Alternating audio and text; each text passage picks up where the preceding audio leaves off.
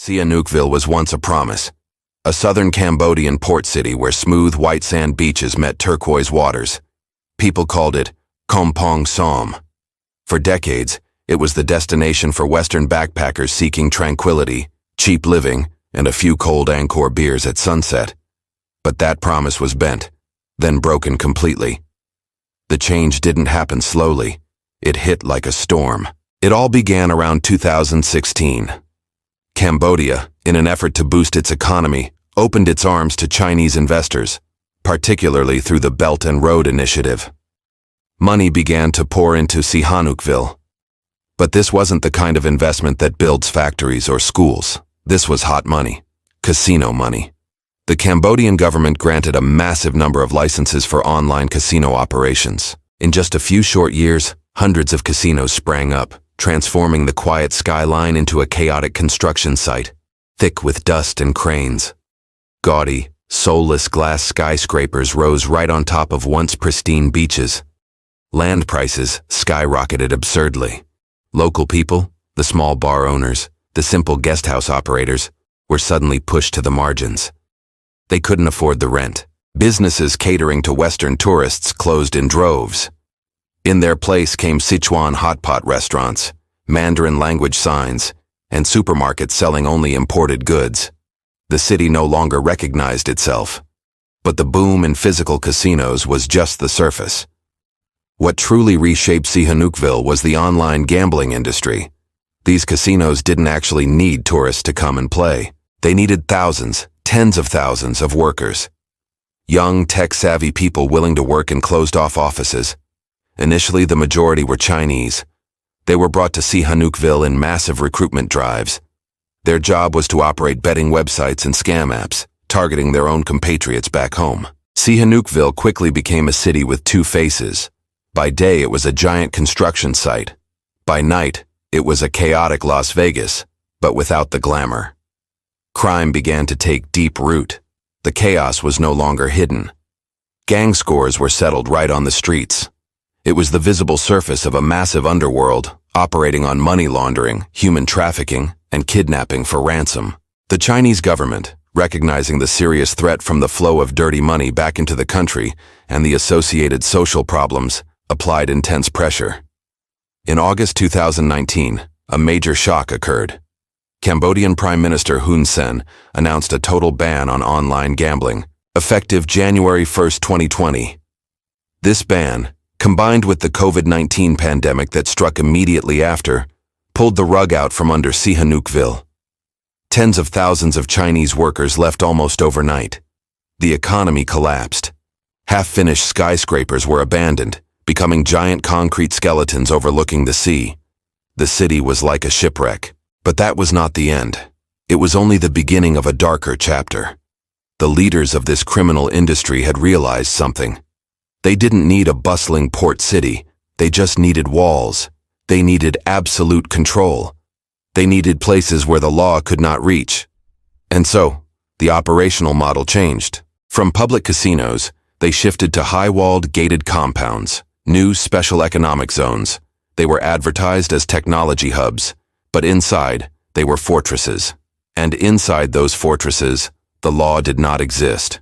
They were enclosed by barbed wire and concrete walls, guarded by private mercenaries to ensure no one could escape. Local police were completely powerless. They became, in effect, autonomous zones, small states within a state. And these fortresses needed one thing: labor. When the 2019 ban made it impossible to scam Chinese nationals, they shifted their targets. They needed a new, cheaper, and more controllable source of labor to fill the compounds. They immediately began targeting desperate young people across Southeast Asia, Vietnam, Thailand, Malaysia, the Philippines. But they also cast their nets wider. They targeted Taiwan, Hong Kong, and most tragically, they targeted developed countries like South Korea. To service this scale of human hunting, their network of fortresses spread beyond Sihanoukville, springing up along border regions and even near the capital. They set a perfect trap, using bait that no one could refuse. Easy job, high salary. They posted ads for computer administrators, translation specialists, customer service representatives, salaries of thousands of dollars a month. In the difficult post-pandemic economy, it was an irresistible lure. Victims were tricked into coming to Cambodia. The moment they stepped through the gates of the compounds, their passports were confiscated. Their phones were checked. They were taken to crowded, filthy dormitories. They realized they were not employees. They were prisoners. Their real job was scamming. Scamming their own countrymen. These compounds were not just workplaces. They were machines of psychological and physical torture. If victims failed to meet their quotas, they were beaten. Tased with electric batons. Starved. They were sold from one compound to another like commodities. Sihanoukville, once a promise of a tropical paradise, had completely mutated. It became the symbol of a new form of organized crime. A network of scam autonomous zones where humanity is crushed daily, just behind fortified concrete walls. When the heavy iron gate of the compound slammed shut, the sound was a finality. The dry, definitive clang of metal on metal extinguished any remaining hope. Passports were seized immediately. Phones were inspected, data was copied, and a surveillance app was installed. The victims were informed that they owed the company an enormous recruitment fee, a debt that was never real. From that moment, they were no longer software engineers or translation specialists. They were property. The first day was for sorting. Victims were herded into cramped dormitory rooms. 10, 20 people to a room. They were divided into groups based on nationality and language. Thais would scam Thais. Vietnamese would scam Vietnamese. Malaysians would scam Malaysians. And a special group was highly valued, those who spoke fluent Korean and English. They quickly realized this was a self-contained city. Everything was designed so they would never leave. There were supermarkets, there were restaurants, but nothing was free and no one used cash. Every transaction, conducted via an internal app, simply added to the invisible debt that bound them. They were given no time to think. "Here is your script," a manager barked. The work was forced upon them immediately.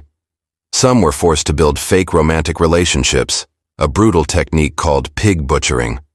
They were ordered to fatten up the victim with affection for months, luring them with promises before slaughtering them with a cryptocurrency investment scam. They had to send tender messages, pretend to share deep secrets, creating a fake yet profound connection. When the pig was completely trusting, the scammer would deliver the decisive blow, coax them into investing their entire life savings, taking out loans, selling their homes, and then the scammer would disappear. Others, particularly the Korean group, were herded into a separate training room. They were forced to role-play. "You are a prosecutor from the Seoul Central District Prosecutor's Office," the trainer screamed. "Your voice must have authority. You must make them panic." Their scripts were incredibly detailed, aimed at terrifying victims back home that their accounts had been compromised or were linked to a serious money laundering case. The goal was to induce absolute panic, forcing the victim to transfer their entire funds to a safe account, which was in reality the criminal's account. Life inside the fortress was a hellish loop of pressure and fear. Quotas, or KPIs, were everything. Every day, each scammer had to send a certain number of messages, make a certain number of calls, and, most importantly, bring in a certain amount of money. Failure was not an option. The managers, often a previous generation of criminals themselves, patrolled the vast office floors. In their hands they carried electric batons. The zzz sound of the stun sticks was the constant soundtrack of fear. Failure to meet a quota meant punishment. The penalties were varied, but all were brutal. For minor infractions, it was starvation, or a public beating in front of the others to set an example. More severe was fishing. Victims were tased with batons, their bodies convulsing on the wet floor. They were handcuffed to bed frames, beaten with clubs. They were thrown into solitary confinement in dark rooms, with no light, no food. The purpose of this torture was clear: break their will, turn a resisting human being into an obedient scamming machine. And if the torture didn't work, if a victim was too stubborn or too broken to scam anyone else, they were not released. They were sold. The human trafficking market between the compounds operated openly. A victim's price was calculated by the debt they carried: $3,000, $5,000, $10,000. They were put in cars, transferred from Sihanoukville to Bavay from one boss to another. With each sale, the debt grew, and the cycle of violence began again. Escape was nearly impossible. The walls were real. The armed guards were real. But the biggest barrier was complicity. These compounds operated with a staggering level of impunity. They were protected. Attempts to call the local police were often useless. Sometimes it was the police themselves who returned escaped victims to the compound and collected a reward. Embassies were too far away, and communication with the outside world was tightly monitored. The victims were trapped, geographically isolated, financially drained, and mentally destroyed. They were faced with an inhuman choice: be tortured or become a torturer, scam others or endure violence. It was in this hellforge that the Korean victims were pushed to their absolute limit. They had come from one of Asia's wealthiest nations, lured by promises of high-tech jobs. But now they were trapped, forced to scam their own countrymen with the most sophisticated scripts. And they began to realize an even more terrifying truth. To the managers, this torture wasn't the worst of it. If they didn't make money, their lives weren't even worth the price of their debt. Among the hundreds of victims imprisoned at the Prince compound near Phnom Penh, the group of young Koreans was a goldmine. They were educated, tech-savvy, and most importantly, they spoke the language of one of Asia's wealthiest economies. But these very skills became a death sentence for their freedom. They weren't lured to Sihanoukville. The bait for them was more sophisticated. They were invited to Phnom Penh, the capital for high-tech positions, server management. They arrived by plane with employment contracts. Only when the car taking them to check-in didn't stop at a central hotel, but drove straight through the gates of the Prince compound, did they realize the trap had sprung. To the managers, the Korean group was the tool for executing the most sophisticated voice phishing scams.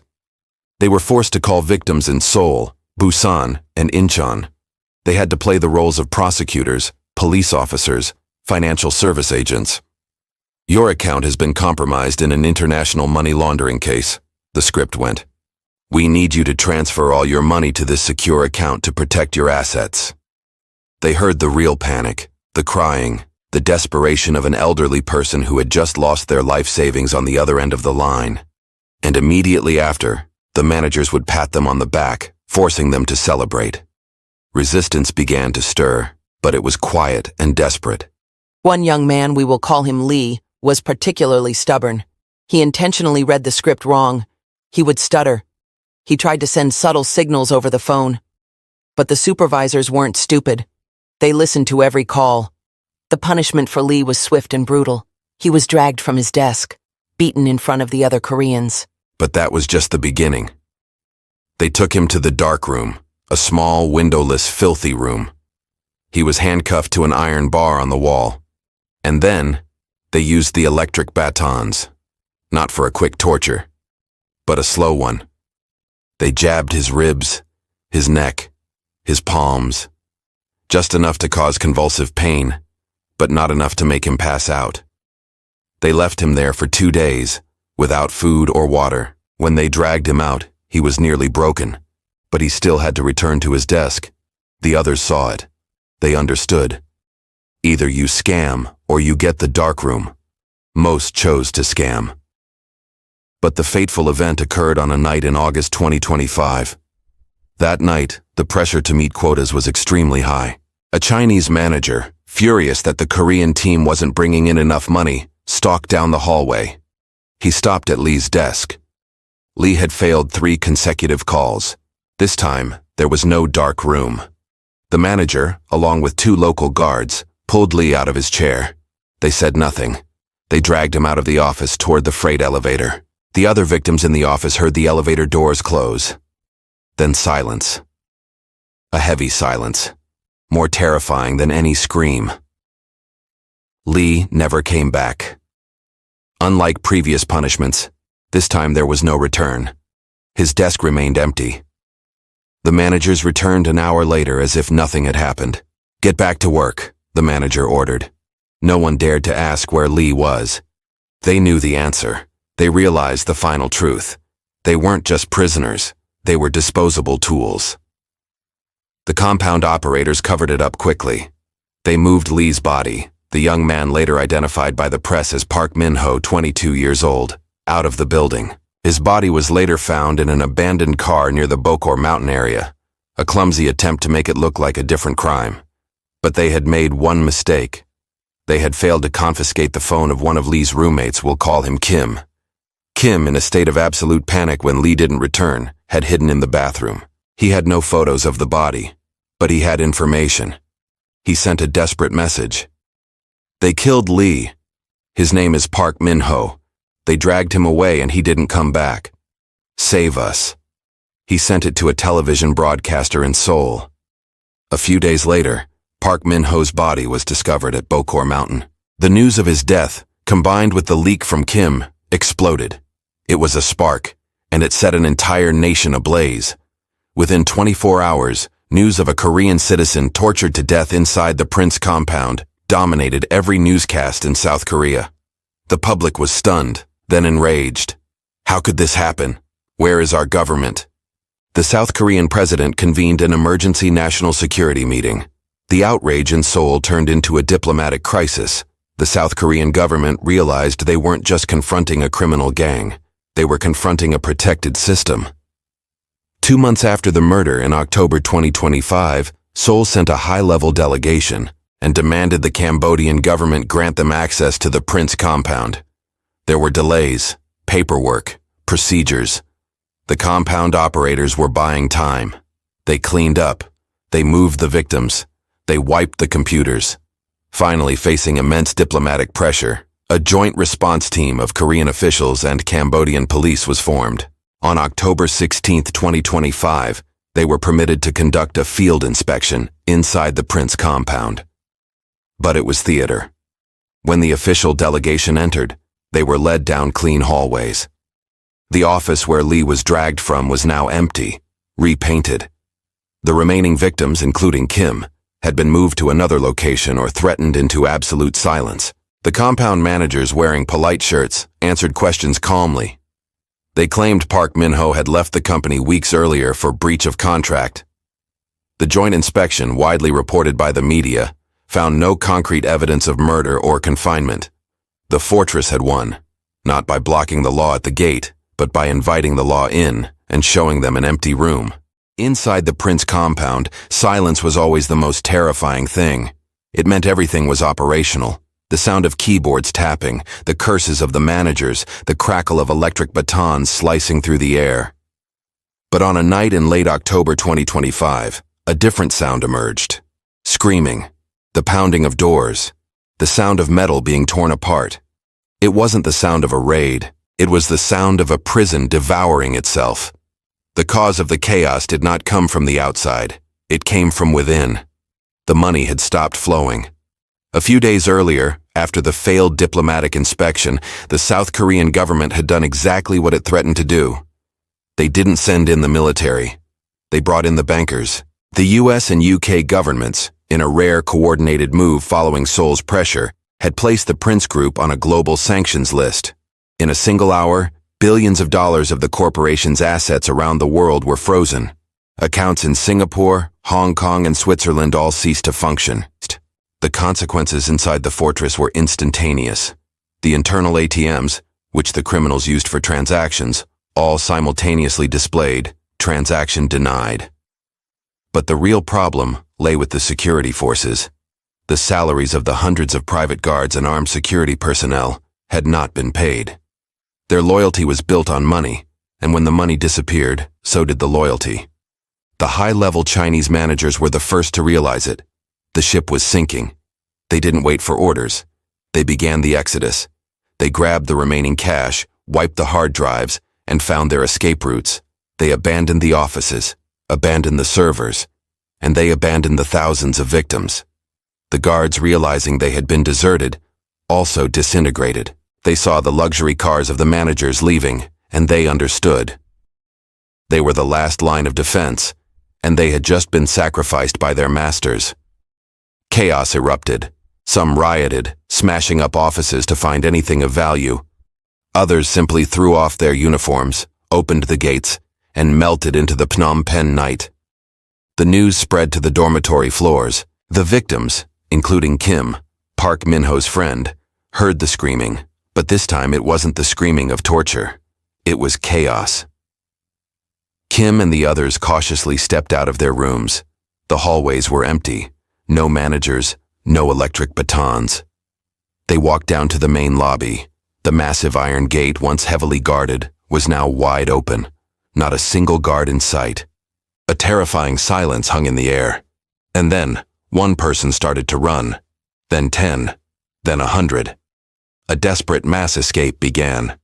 Thousands of victims, emaciated and terrified, climbed over the fences, pouring out into the streets. They ran in a state of panic, wearing only the clothes on their backs. Many had no shoes. They ran through the affluent streets of Phnom Penh, local residents staring in astonishment at the haggard, malnourished crowds, many of whom burst into tears as they realized they were truly free. They ran to the nearest embassy they could find: Vietnam, Thailand, Malaysia, and South Korea. Only then did the Cambodian authorities truly move in. They weren't raiding an active fortress. They were moving in to clean up a humanitarian disaster zone. When they arrived at the Prince compound the next morning, it was completely deserted, littered with signs of a hasty escape. The scene inside was horrific. The scam offices were smashed. Computers had their hard drives ripped out. Piles of scam scripts were scattered on the floor, next to discarded electric batons. The stench of garbage and fear hung heavy. They found the dark rooms, the solitary confinement cells where victims were tortured, with dried bloodstains on the walls. The repatriation campaign began. The South Korean government, coordinating with other nations, organized emergency evacuation flights.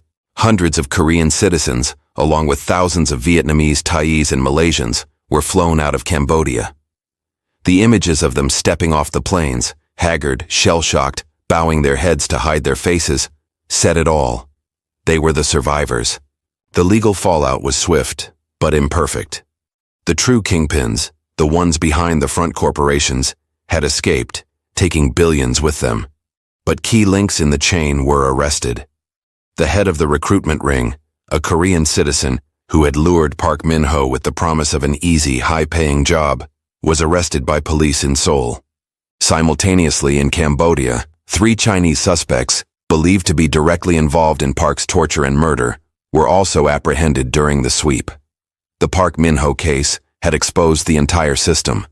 It revealed how Sihanoukville and the special economic zones had mutated from casino hubs into industrial-scale scam prisons. It showed the level of protection that had allowed these autonomous zones to operate outside the law. The Prince compound was shut down. Sihanoukville once again became a ghost town, filled with ownerless concrete skeletons. But this was not a complete victory. The machine had not been destroyed. It had simply moved. The operators, with their vast resources, had already shifted their operations to new, less scrutinized areas. The remote regions of Myanmar, where civil war was raging. The Golden Triangle in Laos, where the law could not reach. Although some involved were arrested and the Prince compound was closed, the machine continues to run. Just as the haggard victims in Cambodia were being rescued, somewhere else, a new concrete wall was being erected. The machine is still running, waiting to produce more survivors, haggard and shell-shocked, stepping off another rescue flight. Thank you so much for watching this video. If you enjoy this type of content, please hit subscribe and turn on notifications so you won't miss our next video.